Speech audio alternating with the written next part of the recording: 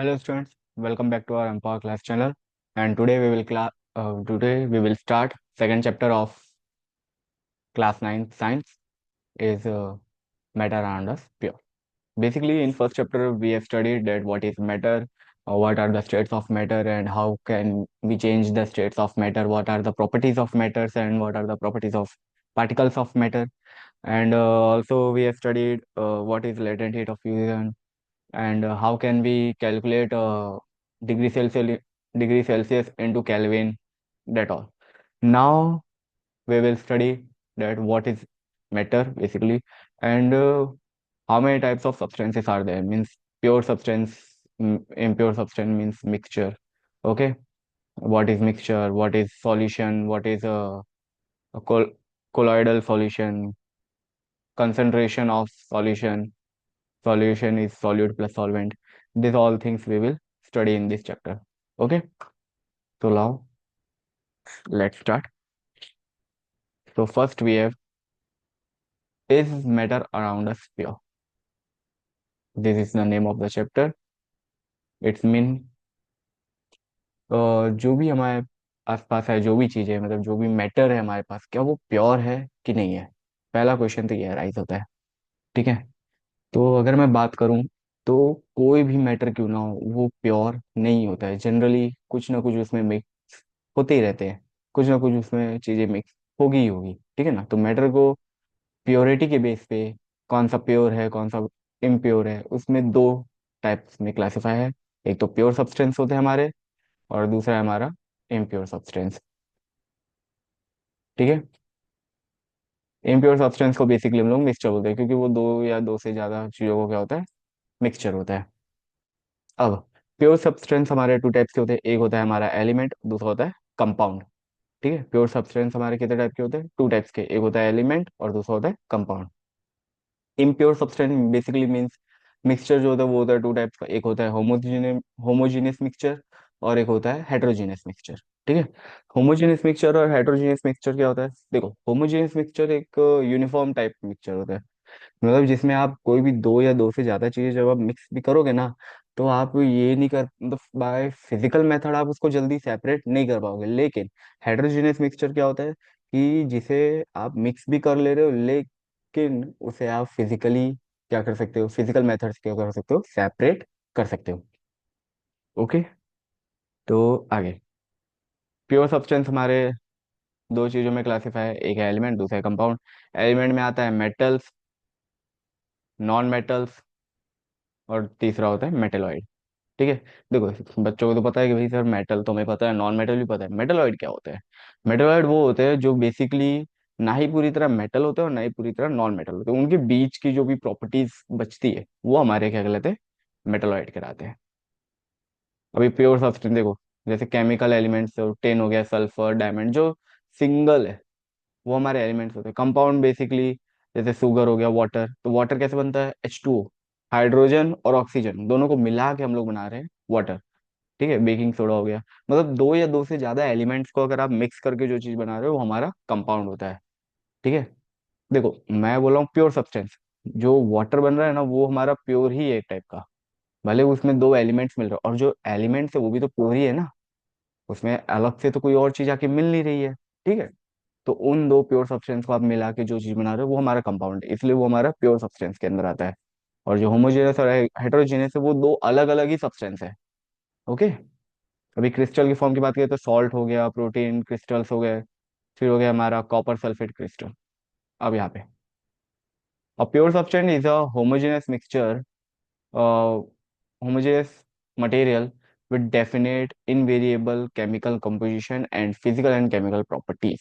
मतलब pure substance क्या रहता है, हमारा एक होमोजेनियस मिक्सचर है। होमोजेनियस मैंने अभी बताया कि जिसे आप फिजिकल मेथड से उसे सेपरेट नहीं कर पा रहे हो। ठीक है, तो वो कहता है होमोजेनियस मटेरियल का मिक्सचर है। क्या है मतलब, बेसिकली एक होमोजेनियस मटेरियल्स होते हैं जो सिंगल है, एक ही है, या फिर एकदम प्योर है। ठीक है, आप उसे और ज्यादा अलग अलग कर ही नहीं पाओगे, क्योंकि इम्प्योर चीजों को ही हम लोग अलग कर पाते हैं। ठीक है, जो ऑलरेडी प्योर है तो उसमें ऐसे आप क्या अलग करोगे? ठीक है, तो वो होता है हमारे प्योर सब्सटेंस, जिसमें डेफिनेट और इनवेरिएबल केमिकल कंपोजिशन होता है। इनवेरिएबल मतलब वो एकदम प्रॉपर अमाउंट में ही है, ऐसा नहीं कि भाई इतना ज्यादा डाल दो वेरिएबल वाला नहीं है, ठीक है ना। सब जो भी है उसके अंदर सब प्रॉपर प्रॉपर अमाउंट में। अब a pure substance consist of only one type of atom और मॉलिक्यूल्स। जो प्योर सब्सटेंस होता है उसमें एक ही टाइप के एटम और मॉलिक्यूल्स क्या होते हैं, कंसिस्ट होते हैं, ठीक है। मतलब उसमें एक ही टाइप का एटम और मॉलिक्यूल प्रेजेंट होगा। सेकंड क्या दिया है, on the basis of their chemical composition pure substance are classified into chemical and elements and compounds. तो केमिकल कंपोजिशन के बेसिस पे हम लोग प्योर सब्सटेंस को दो चीजों में और क्लासिफाई करते हैं, पहला है एलिमेंट, दूसरा क्या है कंपाउंड। ओके। अब आ जाओ impure substance. Impure substance basically mixture होता है दो या दो से ज्यादा एलिमेंट्स का, ठीक है ना, कंपाउंड्स का या फिर दोनों का। तो एलिमेंट भी हो गया कंपाउंड भी हो गया, दोनों मिक्स कर दो फिर जो चीज बनती है वो हमारा इम्प्योर सब्सटेंस हो जाता है, ठीक है।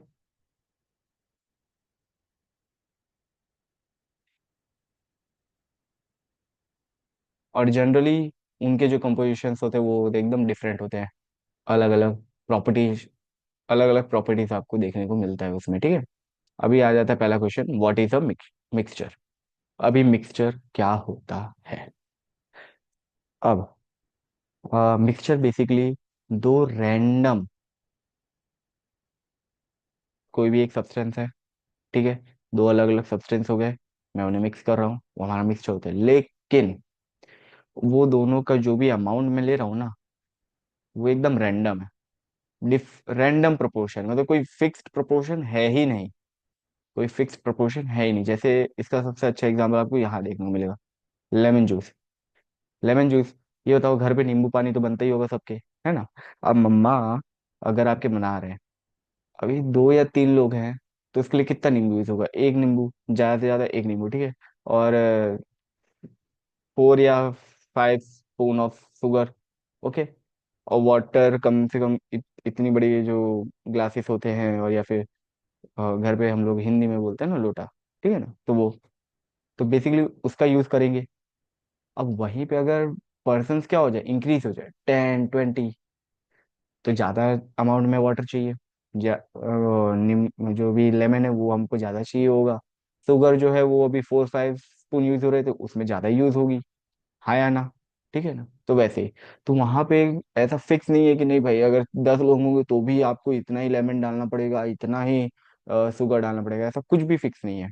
तो मिक्सचर बेसिकली वही होता है जिसमें हम एक एक सब्सटेंस से ज्यादा सब्सटेंस को क्या करें, मिक्स करें, लेकिन एकदम रैंडम प्रोपोर्शन में। कैसे, रैंडम प्रोपोर्शन में, मतलब फिक्स है ही नहीं वो, वही कौन से प्रोपोर्शन में वो आएगा हमारा, ठीक है ना, एकदम रैंडम प्रोपोर्शन,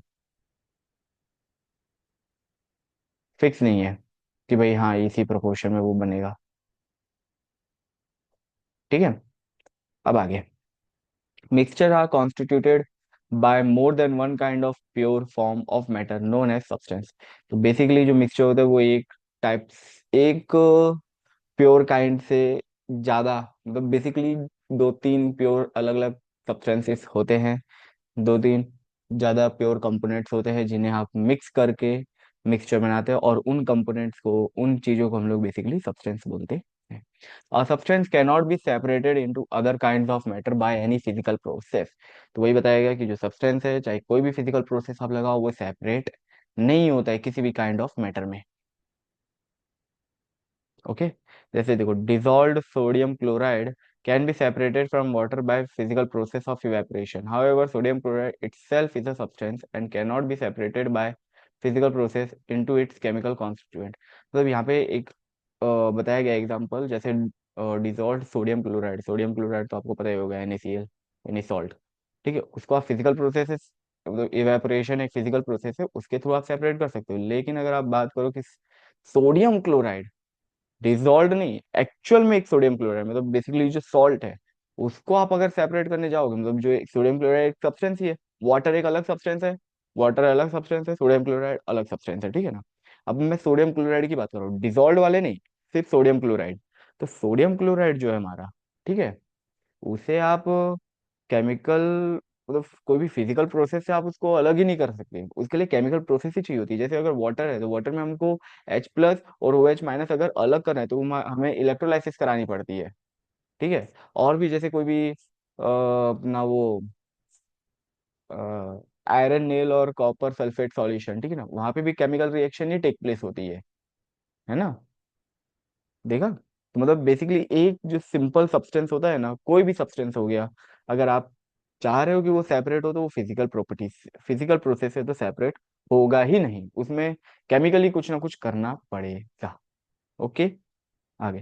तो यहाँ पे बेसिकली जो सेपरेट हो रहा था वो कौन हो रहा था, dissolve sodium chloride.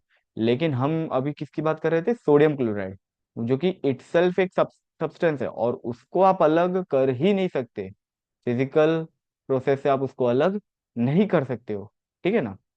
Sodium chloride को, डिजॉल्व सोडियम क्लोराइड नहीं, सिर्फ सोडियम क्लोराइड की बात कर रहा हूं मैं। आगे फिर क्या आता है, प्रॉपर्टीज ऑफ मिक्सचर। मिक्सचर की प्रॉपर्टीज क्या होती है। पहला, in mixture two or more substance or compounds are not chemically combined together. इसका मतलब क्या हुआ कि मिक्सचर में दो या दो से ज्यादा जो भी एलिमेंट्स या फिर कंपाउंड्स है, वो केमिकली कंबाइंड नहीं हुए हैं, उनको आप फिजिकली कंबाइंड कर सकते हो। जैसे अभी सॉल्ट और वाटर है तो आप उसको फिजिकली मिला सकते हो, सॉल्यूशन बना सकते हो, उसमें केमिकल का कोई रोल जल्दी नहीं होता है। The constituents of mixture retain their original properties. जो, अगर आप उन्हें सेपरेट भी कर रहे हो फिजिकल मेथड से, अगर जो फिजिकली आपने डिसॉल्व किया जैसे वाटर और डिसॉल्व सोडियम क्लोराइड है, तो वो जो उन फिजिकल प्रोसेस है तो उसको आप सेपरेट कर ही सकते हो, लेकिन उनकी जो ओरिजिनल प्रॉपर्टी है ना वो चेंज नहीं होगी। The constituent of mixture can be separated by physical process such as hand picking, filtration, holding a magnet etcetera. तो जैसे ही बताया कि भाई आप जो भी मिक्सचर है उसको आप फिजिकल प्रोसेस से अलग अलग कर सकते हो, जैसे हैंड पिकिंग हो गया। अब जैसे घर में देखा होगा कभी मम्मी को चावल बनाते हुए, चावल में मम्मी लोग नहीं वो छोटे छोटे कंकड़, छोटे छोटे स्टोन्स रहते हैं तो उसको अलग करते हैं, फिर जो भी कचड़ा है उसको अलग अलग करते हैं, तो वो भाई फिजिकल मेथड है, उससे तो आप वो मिक्सचर को मतलब कि क्या कर सकते हो, सेपरेट कर ही सकते हो, ठीक है ना। दो टाइप के मिक्सचर है। तो पहला है हमारा होमोजेनियस, दूसरा है हमारा हेट्रोजीनियस। मैंने आपको पहले बताया, होमोजेनियस मिक्सचर क्या होता है, एकदम यूनिफॉर्म कंपोजिशन है, ठीक है ना। यानी कि ऐसे मिक्सचर जिसमें आप कोई भी चीज मिला भी दो ना तो फिजिकल प्रोसेस आप उसको हटाया मतलब हटाओगे, बट आपको थोड़ा लगेगा कि भाई ये थोड़ा अलग ही दिख रहा है, तो ऐसा लगेगा कि जल्दी फिजिकल प्रोसेस से आप नहीं हटा सकते। जैसे शुगर सॉल्यूशन, सॉल्ट सॉल्यूशन, तो यहाँ पे आपको बॉइलिंग तो करनी पड़ेगी, ठीक है, बॉइलिंग करनी पड़ेगी, उसके उस उसी बेस पे ही हटेगा, बाकी तो नॉर्मल आप देख लो तो दिखेगा नहीं कि भाई ये हटेगा कि भी नहीं हटेगा। जैसे हाँ, वो ले लो अपना लेमन जूस, ठीक है ना, उसमें लेमन आपने डिसॉल्व तो करवा दिया, एकदम पूरा निचोड़ के डाल दिया पूरा, लेकिन उसमें आप सेपरेट कैसे करोगे अब लेमन को, लेमन के टेस्ट को वाटर से कैसे हटाओगे। तो वैसे मिक्सचर क्या कहलाते हैं हमारे, होमोजेनियस, जो कि बेसिकली यूनिफॉर्म कंपोजिशन है और वो सेपरेट हो ही नहीं सकते, ठीक है ना, फिजिकल प्रोसेस है तो नहीं ही हो सकते। फिर आ जाता है हमारा हेट्रोजीनियस। बेसिकली ये थोड़ा डिफरेंट कंपोजिशन यानी नॉन यूनिफॉर्म कंपोजिशन है, ठीक है। और इसमें आप बेसिकली इसे सेपरेट कर सकते हो। जैसे अभी ये देखो, ये जो वाटर के अंदर ये जो ऑयल डाला है, ठीक है ना, मैं अभी वो फिल्ड फर्नल लगा के, ठीक है, टैप अगर ओपन करूंगा तो वाटर वाटर में देख के फटाफट निकाल सकता हूँ, जैसे टैप क्लोज करूंगा तो वाटर और हमारा ऑयल क्या होगा, सेपरेट हो गया है, ठीक है ना। तो हाइड्रोजन क्या होते हैं, नॉन यूनिफॉर्म मिक्सचर होते हैं, मतलब उसको आप इजिली सेपरेट कर सकते हो।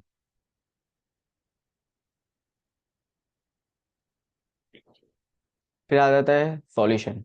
सॉल्यूशन क्या होता है, homogeneous mixture of two or more substance which are chemically not react non-reacting whose composition can be varied within certain limit is called solution। मतलब बेसिकली एक ऐसा होमोजेनियस मिक्सचर जो कि केमिकली नॉन रिएक्टिंग हो, मतलब नॉन रिएक्टिंग है, react नहीं कर रहा है, ठीक है ना, और वो अपनी एक सर्टेन लिमिट के बाद अपनी कंपोजिशन को चेंज कर सकता है, वेरी कर सकता है, उसे बेसिकली हम लोग सॉल्यूशन बोलते हैं। सॉल्यूशन किससे मिलके बना है हमारा, सॉल्यूट प्लस सॉल्वेंट, ठीक है ना। अब याद रखना सॉल्वेंट कौन सा अमाउंट में होता है, लार्ज अमाउंट, मतलब थोड़ा अमाउंट में ज्यादा होता है, ज्यादा कंसंट्रेशन में होता है। वही अगर मैं सॉलिड की बात करूँ तो वो तो उसमें डिसॉल्व किया जाता है। जैसे वाटर हमारा लार्ज कंसंट्रेशन में, वाटर हमारा क्या है, लार्ज कंसंट्रेशन में, और उसमें आप सॉल्ट को डाल रहे हो ना, तो सॉल्ट मेरा हो गया सॉल्यूट, और जो वाटर हो गया वो मेरा हो गया सॉल्वेंट। ठीक है। जो लार्ज अमाउंट में, लार्ज कंसंट्रेशन में वो हमारा सॉल्वेंट होता है, और जो लो कंसंट्रेशन में, लेस कंसंट्रेशन में है वो हमारा सॉल्यूट होता है, और जो डिजोल्व हो रहा है, मतलब जो डिजोल्व होने वाला है वो हमारा सॉल्यूट कह सकते हो आप लोग। ठीक है। वो हमारा क्या होता है, सॉल्यूट होता है। और याद रखना, एक लिमिट होती है, क्योंकि देखो सॉल्वेंट है, वाटर है, तो वाटर के मॉलिक्यूल थोड़े थोड़े ऐसे आपस में दूर रहेंगे, कुछ कुछ इतने दूर, कुछ दूर दूर रहेंगे, ठीक है ना। अब जो सॉल्यूट मिक्स भी हो रहा है ना, वो उन गैप्स को फिल करता रहेगा। क्या करेगा, दूसरा एक पार्टी यहाँ पे आके बैठ जाएगा, मतलब मान लो ये ऐसे आके यहाँ पे आके बैठ गया, ठीक है ना, ये बैठ गया। अब देखो ये दो वाटर मॉलिक्यूल है, ये जो मेरे हम वाला है, ये क्या है, वाटर मॉलिक्यूल, और ये जो है वो हमारा सॉल्यूट है। तो ये यहाँ पे आके फिक्स हो गया। तो ऐसे जितने भी गैप होंगे सब में आके फिक्स होता जाएगा, है ना, सब में आता जाएगा, जहाँ जहाँ पे स्पेस है वो सब में हो जाए। और जब वो सारी स्पेस कंप्लीट हो जाएगी ना, फिर उसका देखना कभी बाद में, और आप चाहे जितना सॉल्यूट डालते रहो वो डिसॉल्व ही नहीं होगा। शुगर में ऐसे ही होता है। जैसे अभी हॉट मिल्क है, ठीक है ना, उसमें तो फटाफट फटाफट आपने शुगर डाला, वो डिसॉल्व हो गया। लेकिन एक लिमिट के बाद अभी आप और उसमें शुगर डालते जाओ, नहीं होगा डिसॉल्व, क्योंकि ऑलरेडी क्या हुआ है कि भाई जितने गैप्स बाकी थे वो सारे फिल हो चुके हैं। अब गैप बचा ही नहीं तो फिल कहाँ से करेगा वो। ठीक है।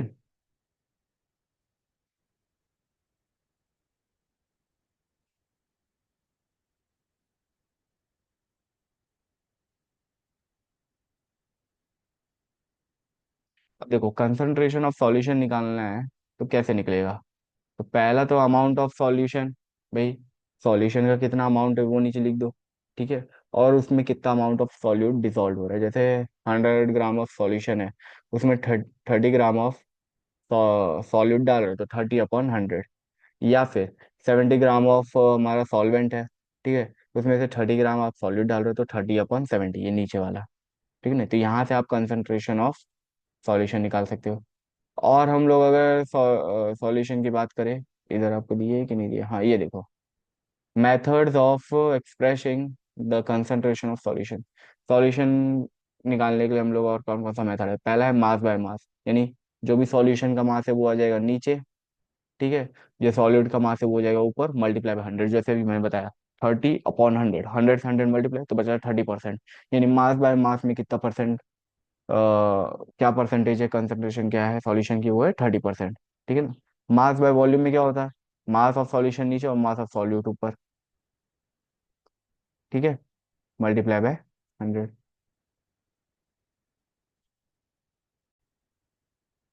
ठीक है, यहाँ पे एक मिस्टेक है, ये आप करेक्ट कर लेना, ठीक है। एक्चुअली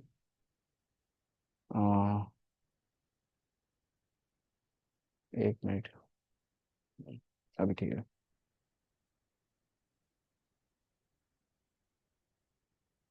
ये नहीं है, मास नहीं है नीचे, ठीक है, ये एक्चुअली वॉल्यूम है।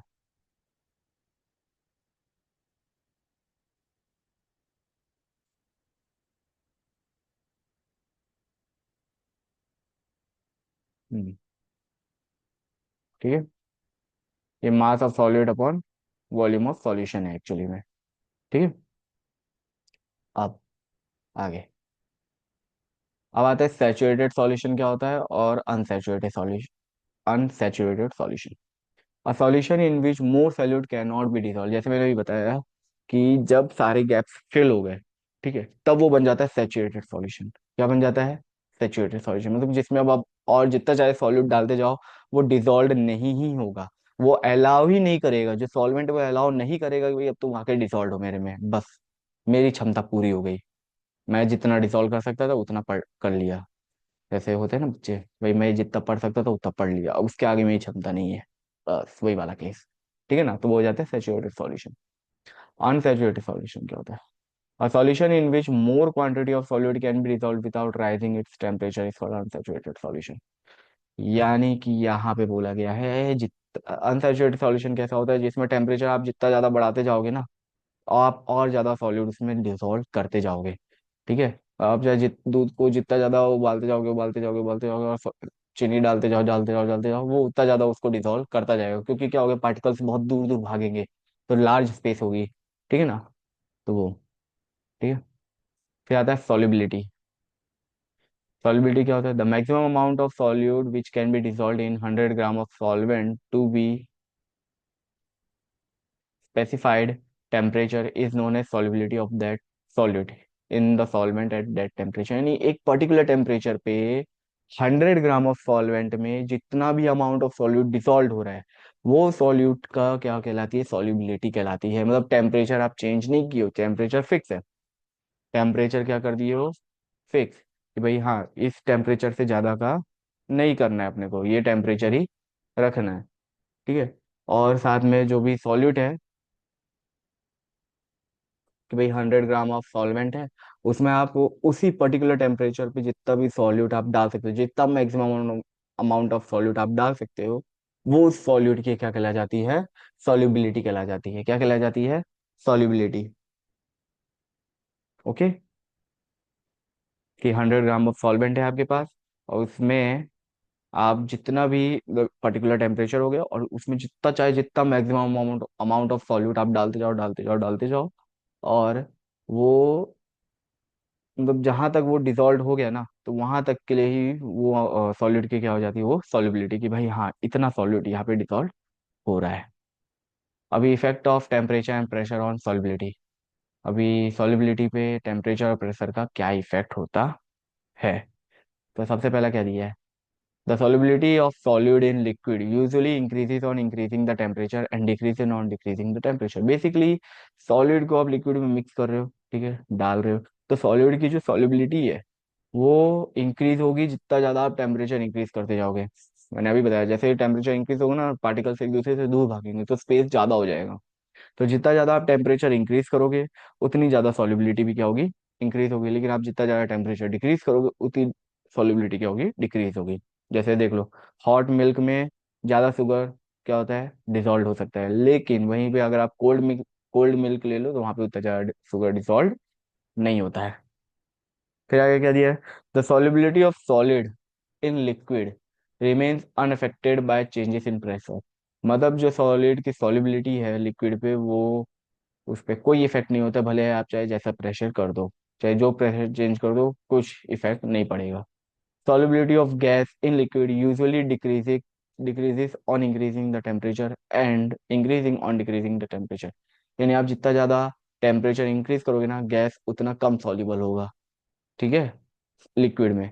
लेकिन वहीं अगर आप टेम्परेचर डिक्रीज कर रहे हो, तो गैस ज्यादा से ज्यादा लिक्विड में क्या होगी?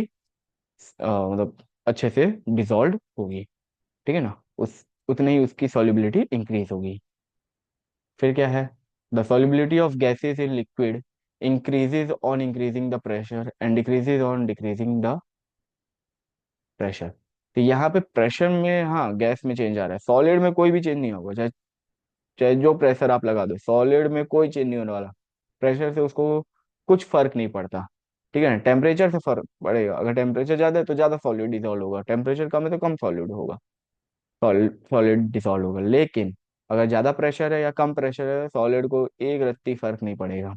ठीक है। वैसे ही हमारा गैस है, टेम्परेचर से तो वो फर्क पड़ा, वो भी देख लिया। अभी प्रेशर अगर जितना ज्यादा आप इंक्रीज करते जाओगे, उतना ज्यादा उसकी सॉल्युबिलिटी बढ़ती जाएगी, वो उतना ज्यादा लिक्विड में क्या होगा? सॉल्युबल होता जाएगा। लेकिन जितना ज्यादा आप टेम्परेचर डिक्रीज करोगे, उतना सॉरी, प्रेशर डिक्रीज करोगे, उतना ज्यादा नहीं होगा वो, कम कम सॉल्युबल होगा फिर उसमें। ठीक है ना। अब यहाँ पे अलग अलग टाइप ऑफ सॉल्यूशन है अपने पास। एक तो हो गया सॉल्यूशन, एक हो गया सस्पेंशन, और एक हो गया कोलॉइडल सॉल्यूशन। ठीक है। फिर आ जाएगा हमारा टिंडल इफेक्ट। फिर separate the component of mixture. तो बेसिकली इसमें हम लोग इवेपरेशन, सेंट्रीफ्यूगेशन, फिर इसके आगे सेपरेटिंग फनल, सब्लिमेशन, ये क्या है अपना, पेपर क्रोमेटोग्राफी, डिस्टिलेशन। ठीक है ना। फ्रैक्शनल डिस्टिलेशन और अपना है फ्रैक्शनल डिस्टिलेशन, ये सेकंड वाला अलग है। Okay. Crystallization and fractional crystallization. फिर आ जाएगा मैग्नेटिक सेपरेशन। फिर उसके बाद प्योरिफिकेशन ऑफ ड्रिंकिंग वाटर कैसे करना है। लास्ट में हमारा बेसिकली प्योर सब्सटेंस की फिजिकल और केमिकल प्रॉपर्टीज स्टार्ट होगी। तो आज के लिए इतना रखते हैं। Thank you for watching. Okay bye.